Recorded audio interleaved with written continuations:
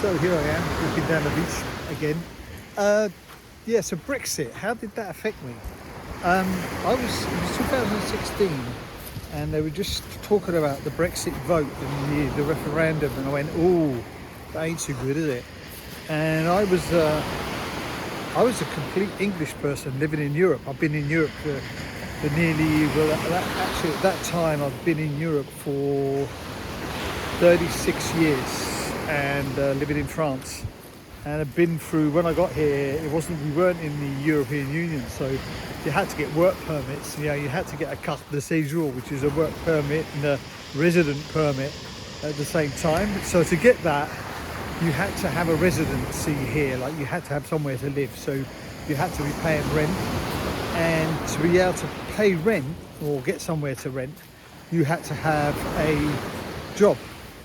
And you couldn't get a job if you didn't have a work permit or a resident permit, and you couldn't get a place to live if you didn't have a resident permit or a work permit. So it was like a status quo situation. So you went to get a job and they said, so where you living? Well, I haven't got anywhere to live. And when you went to go and live, so you got a job? No, I haven't got anywhere, because you couldn't get one or the other without the other one. So it was complete madness. But anyway, Brexit, yeah, I absolutely loathe the politicians that did Brexit. I thought it was the most stupidest thing that a country could do. They got their reasons. They were obviously, involved in tax evasion stuff and being people who didn't want to be part of the European Union because of, they're going to look into the taxes and tax havens and stuff like that. And there was a lot of stuff like that going on. And Boris Johnson and Farage, complete idiots. Both of them hypocrites right down to the core. I mean, Farage married to a German woman, and at a time Boris Johnson was American, and then he gave up his American citizenship, and his dad came and got French citizenship. I mean, these people have got no. They've got no, I don't know, shame. It's just unbelievable. But anyway, myself, I saw that this was going on. I said, well, you know what I'm going to do? I'm going to get French citizenship. So that is no mean feat. You know what I mean? It's not something that's easy to do. So I had to go and do the French test, which I got more or less full marks for. And I did that in June of 2016. The referendum happened on the 22nd of June, I think it was, and they won. I went, damn. So I'd started my process off already just before Brexit, the vote, and I went and did all the paperwork and got my parents' marriage certificate and birth certificates translated by an official translator who was like, had to be an official translator, who does documents and stuff like that. And so basically, you had to go through all these legal hoops to just start the actual application off. And so I started the application off, and it kind of like, you send it off. You got all your paperwork together. You send it off, and then they say, well, we'll give you a confirmation that we received it. You'll be hearing from us in a year. So that's like, July 2016. So 2017, I get a letter. I think it was a letter through the post saying, "Oh, we received your thing. It's been accepted. Now we'll get back to you in another year." So 2017, 2018, well, basically they said they'd get back to you in a year with a meeting at the local prefecture, which was in Nice, prefecture, which is basically where they do all the admin stuff. And so I had to wait until 2018 to find out if I was going to get a meet. And you go there and you have to go and see an official, a government official, who will then interview you and give you another test about French culture.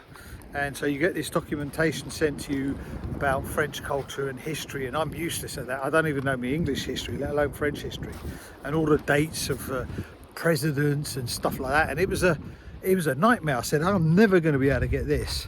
And so I looked at it. I said, I'll just play it by ear. And I got my convocation, my appointment through the post, and it was in 2019.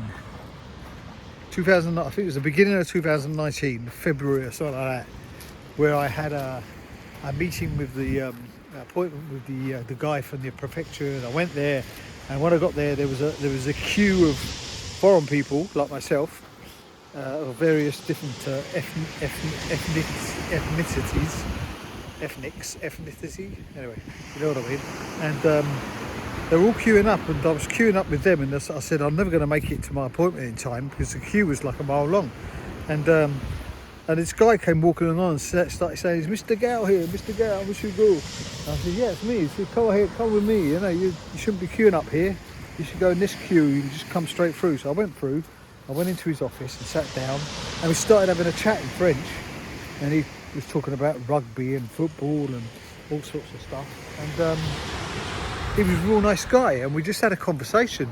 And he literally didn't ask me any questions about the history, any questions of anything. And I've been sweating over that for the last month, trying to learn all these dates of, you know, wars and revolutions and all stuff, and the words to the, you know, to the words to the national anthem and stuff. Anyway, it was a nightmare.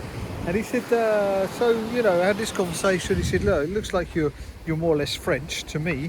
He says, you know, I feel that you're well integrated, and, you know, the family and friends and all the rest of it.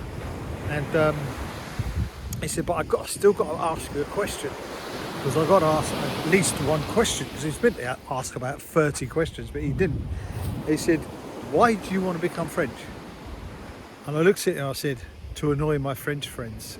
And he pissed himself laughing. He thought that was the funniest answer he'd ever had. And it just come out. I just said, to piss my French friends off. And he said, okay, that's a great answer. He said, okay, well, you'll be hearing from us. So that was it. And that was like February or March or something. I can't remember the exact date. I have to look that up. And yeah, because I got videos of it. So I'll try and find some videos of it from that era. That was quite cool. And so in October, we were just about to leave the EU. On, I think it was the 31st of October we were meant to leave, and I still hadn't had any news.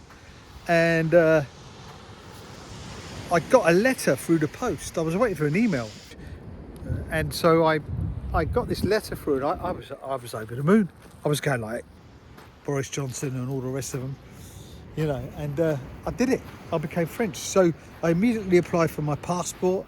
I immediately applied for my to change my driving license. I changed that, my English to French, which I was regretting, because you can get away with all sorts of things having a foreign driver's license.